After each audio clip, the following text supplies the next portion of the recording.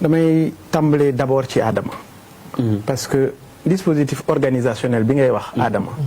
c'est pas un argument. Pape Diop il a quand même un parti.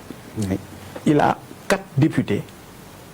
Il a aujourd'hui 25 maires. Il a 500 conseillers municipaux. On va pas nous dire que Pape Diop amul organisation. Aïssata Tall Sall am na organisation nañu waxante dëgg. Guirassy idem. Donc le problème n'est pas à ce niveau. li nga xam ne moom moo am solo mooy société civile bi ngay wax. ay observateurs lañ. dañu ñëw toog di xool. uniquement déggoo ma ne la rencontre que j'ai eue avec la société civile ñoom ci seen bopp wax nañ ma ne logiciel bi ñuy dugal clé yi ñoom xamuñu nuñ ko paramétrer. ça c'est un problème kan moo defar logiciel bi.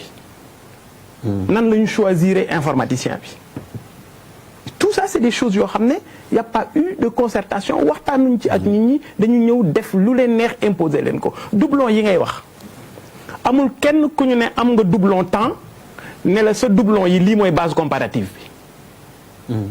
Pape Abdoulaye Der doublon la dafa signé ci listu Bouba signé ci listu Charles signé ci listu keneen bu ko defee nous en interne même on pourra vérifier xam nga wax nañ ñu ay nit région non conforme on a vérifié gis ne ñooñu effectivement seeni région conforme la wax nañ ñu ay nit ne amuñu ay électeurs li ngay wax léegi ne 9 chiffres je veux dire j'ai pas dit que c'est uniquement 7 chiffres xam nga bu fekkoon ne fii 7 chiffres rek la ça veut dire que dañ ko copier dañu imprimer mu dagg déedéet là vous avez des 9 chiffres lépp lu ma tracé wul 9 chiffres la lépp lu ma tracé 7 chiffres la alors que nous on a donné intégralement lépp en 9 chiffres donc je dis ça c'est un problème boo xam ne encore une fois du kenn moo ci tontu conseil constitutionnel. mun naa rek dugg noonu pour poser benn question. oui allez-y.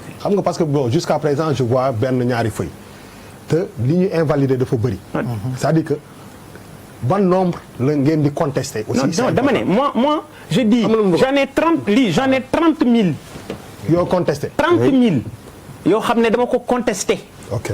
et j'ai dit il y a un recours au niveau du conseil constitutionnel mais il y a une plainte contre X parce que je présume que suma fichier dañ ko tripoté.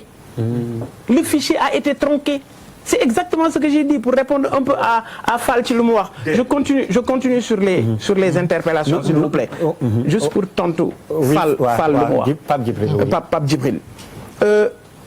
Pour répondre un peu ci perspective yi. Pour moi de manière très claire on n'est pas encore à un niveau bu ñuy éliminer wala bu ñu naan nit demal. léegi du ñu foofu nous on a vu des failles on a vu des erreurs donc on a introduit un recours donc pour ñun ñu ngi ci course bi li am solo du man Bougane ma dem nekk président Sonko mu ngi may dégg Issa Sall mu ngi may dégg avant parrainage bi j'ai envoyé des gens ñu dem gisante ak ñoom pour waxtaan sur un pôle donc man li ma intéressé Sénégal la man li ma intéressé du lu nit di ñam man li ma yor maa ko liggéeyal suma bopp ñaqal ko suma bopp je suis un jeune lu ma am suma ñaq bii moo ma ko may musuma taxaw fenn kenn mës ta xam sama soxla du Ablaye Wade du Macky Sall ñu ngi may dégg du fenn fu mu mus a taxaw ci kenn ci ñoom ne ko lii laa soxla wala defal ma nangam télé laay waxee ñu ngi may dégg seeni ministre ñu ngi may dégg. waaw donc c'est important. mais voilà pour revenir dans le débat. c'est important am lu ma bëggoon a rek. je vais répondre à vos oui je sais mais ci li nga wax dafa am rek lenn lu ma bëggoon a resaan nee nga gis nga Sonko gis nga Pur Issa Sall pour benn pôle mooy li ñuy wax encore une fois est-ce que du seen ñàkk déggoo seen ñàkk ànd moo leen jural lii.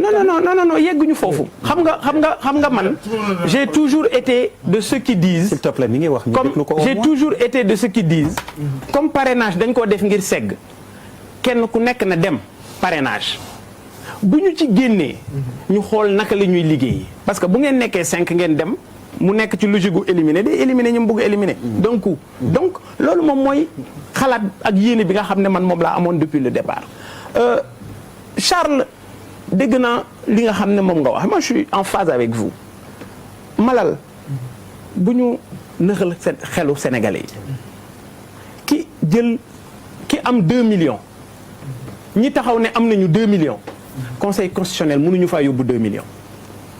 En fait, c'est ça, on dépose. 66 000. Exactement. 820 nga mën a yóbbu. Voilà, je pense que loolu dafa jar ñu leeral. C'est important ba léegi bëggoon naa ko. C'est pas parce que tu as 1 million 2 millions que c'est 2 millions que tu déposes.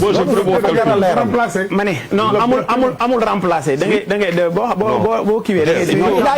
il a été acteur quand même war nañ ko mën déglu mu wax. ma ne